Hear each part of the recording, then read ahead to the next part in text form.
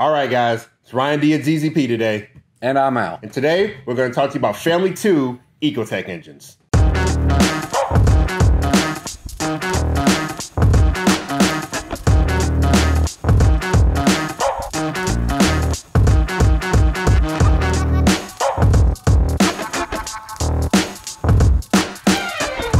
Today, we're going to talk to you about the Family 2 GM Ecotecs. You don't turn your back on family. So, we're going to talk about three and a half major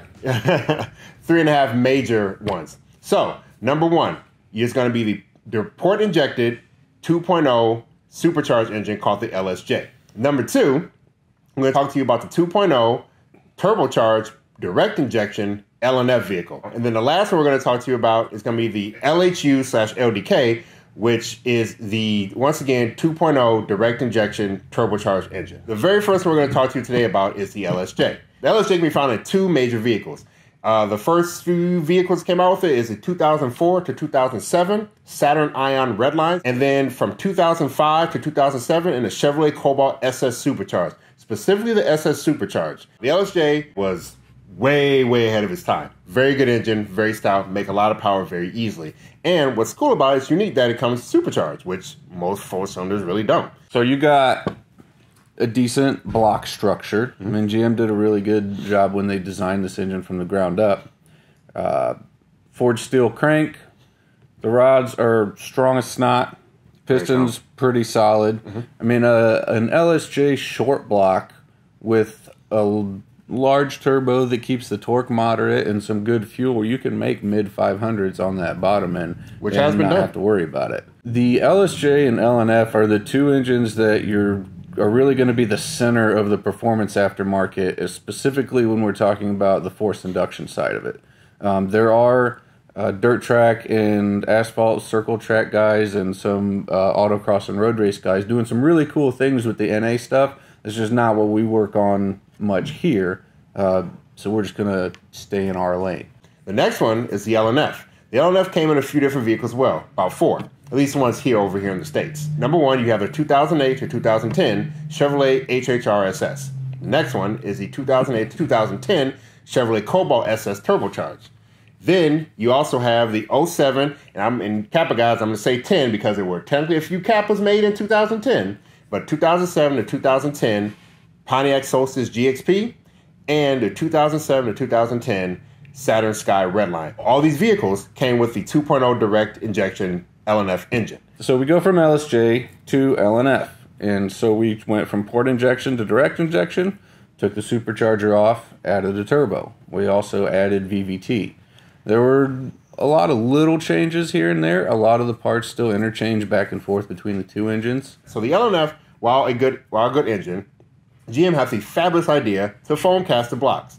Occasionally, what will happen is this phenomenon known as porous block. So what basically happens is, with porous block, you get these tiny little pinholes in your cylinder support. And you get coolant leaking. And you get coolant. All of a sudden, people are like, oh, I think I'm blowing a head of gas. I keep getting coolant and oil mixing. Milkshake oil. Milkshake oil. Literally looks gross and light brown. Blech. But you'll see this, and unfortunately, guys, there's no really way to repair this. Nope. So what GM did is they fixed it for the next one, but they made it a little weaker. So technically, we usually say around 450 wheel is where that stock LNF block, obviously they can make more, but you on a general standard, about 450 wheel horsepower is where the LNF block and the rods will kind of start having issues. That's the level where we would have absolutely zero issues setting up a customer to just go beat the snot out of it. Exactly. When you're pushing past that, you may have some issues come up with that. And then for the last one, the LHU. The LHU, it came in a few different vehicles. It came in the 2011, 2013 Buick Regal. And then, technically, there's a Verano out there. I don't remember the exact years, but there's a Verano out there with the LHU as well. So, there are a few vehicles out there that have it. And then overseas, there's many more of those. So, we won't get into those, otherwise we'll be here all night. We don't have time to get into overseas designation. Just so you guys know, the names they use to classify the engines are different over there. They go by the block codes. So it gets kind of confusing to translate between the two. So, for the LHU/LDK, what happened is GM sandcast the block, which you really should be doing anyway, and the block is stronger. But then they said, oh, let's make the rods a little weaker, so we can keep them light and, keep these engines cost effective. So the rods trade out their 50 horsepower to put them towards the block, essentially. So now your rods and pistons are weaker. They're about right around the 400 wheel, maybe slightly less, depending on your setup and how much torque you're making. Because remember, torque kills rods, not horsepower. And one of the things with the LDK that did surprise me is that it still has the bulletproof crank. Yes. Yeah. Like, they went through all the effort of making an awesome block. They kept the amazing crank in it. And put crappy rods in it. Yep. It doesn't make sense. On that, guys, a lot of people think you need to do all this crazy stuff to Ecotec cranks. Both the LSJ and LNF and LDK cranks, they're like good for 1,000 horsepower. That's not something you'll ever need to worry about. When the rod's being weaker, unfortunately, that's going to lead to more block failures. So, but if you throw forged setup in LDK, that's good for a lot of power. Like I was here on the 500 wheel, mid 500s area in there. And then you slap the ZZP girdle in it and do the full race block, and sky's the limit at that point. And that's what I ran in my car all last year. Yep, and that's I'm still running in mine too. So what you choose to call it really gets kind of gray, because once you get kind of deep into these engines, you can look at all the different pieces of the different base engines, and what all can kind of Lego stack together. So yes, the block is from an LDK, but by the time you're all done, it's really just sandcast LNF. Essentially, yep. Obviously, your LSJ heads can go onto them. You can get stock compression ratios with them. You can do a bunch of different things with that setup. So you're really not going wrong with any of these vehicles that we've kind of shown you. You will see a few things like cool intake manifolds and stuff. The LSJ flows a lot. They're really awesome, for that. But something about the LNF and LDK is, guys, they don't get their power from flow, which is very weird.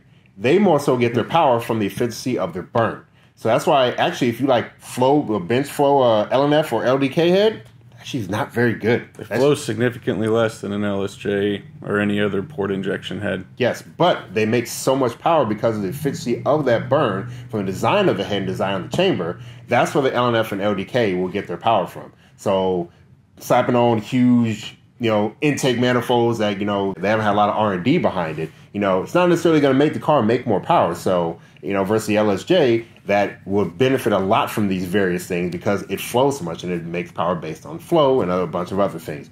The LNF and LDK, guys, this is why you can't do that. You have a lot of different vehicles you can go with. So depending on what you want to do with the vehicles, depending on if you want to, do drifting like Trevor does in his Sky. If you want to do road course like I do in my LNF. If you want to go to crazy, half mile and, drag stuff, like Al does with the Honey Badger. All these vehicles have various different ways you can build them. And each one can do any one of these things we just talked about very efficiently. So in general, when you guys are looking into what you want to do, don't think that, if I want to make a lot of power, I have to get an LSJ. Or if I want to do, make mid-fives, I got to do an LNF. Or if I want a road course, I have to do this. It's all about what you really want to set your car up to do and what your goals are for the car. We talk about goals and planning is how you're going to have a successful build.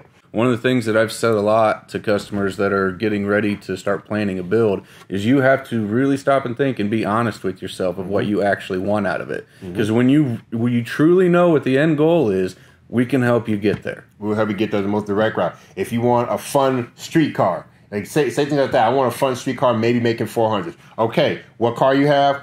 What's the most direct way to do it? What's your budget? And the more honest you are with yourself, the better we can help you out and the better experience you will have overall.